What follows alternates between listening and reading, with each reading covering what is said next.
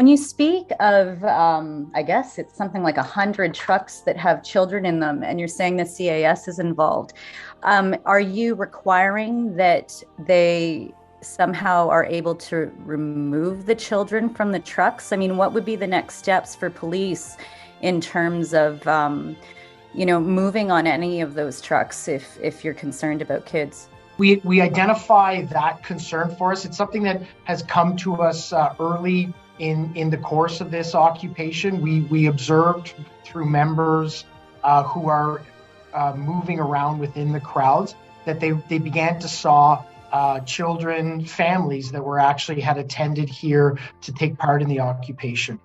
It's something that greatly concerns us. It's something that concerns us for the well-being of everyone within the area, from the risk of carbon monoxide and fumes, the noise levels that we know are experienced by the neighboring areas, as well as the people that are right in the occupation. We're concerned about cold. We're concerned about access to sanitation, the ability to shower. There's a multitude of concerns. That's why we're raising it and identifying it as something that is something we need to address. We need to have discussions with our partners in the Children's Aid Society about how we manage moving ahead. We're not at the stage of looking to do any sort of enforcement activity around that. We'll rely on the Children's Aid Society to help provide and give us guidance around that. We just think it's an important factor that complicates and makes this an even more challenging operation that's important that people are aware of. The Ottawa Police Service and its partners continue to work all out to put a safe end to the unlawful occupation of our downtown core and improve neighborhood safety. Our Surge and Contain strategy, which has reduced the footprint of the demonstrators, continues. As we do police operations, our police operations are focused on enforcement in our downtown core. Yesterday, an important court order was issued in relation to the demonstration. The Ottawa Police Service is authorized to enforce compliance with the terms of a court order.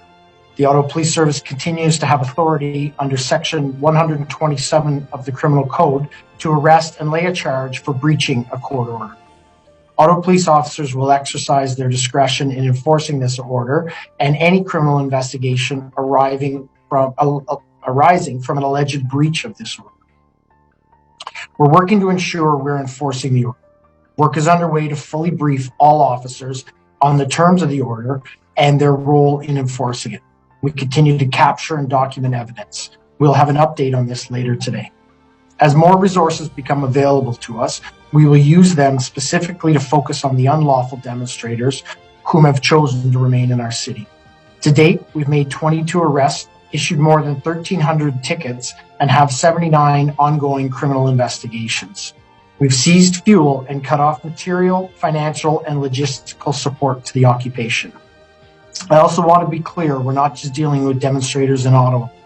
Yesterday, working with Ohio police, we were able to trace, identify, and arrest an individual for calling in fake threats designed to deceive and distract our emergency resources.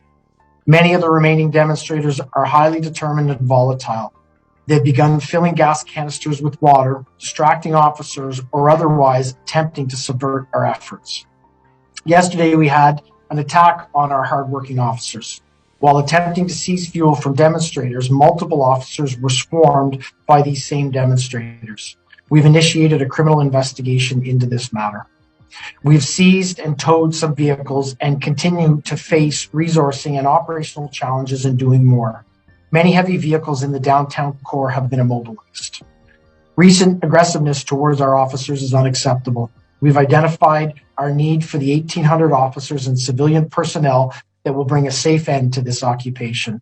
We do not want anyone to be injured. We know that some demonstrators have indicated a desire to leave. In some cases, they're blocked in by other vehicles, and where possible, we're working to facilitate their departure. Through intelligence, we've also learned that almost 25% of the 418 trucks encamped in our city have children living in them, children who could be at risk during a police operation. We're working with the Children's Aid Society to ensure their welfare and safety.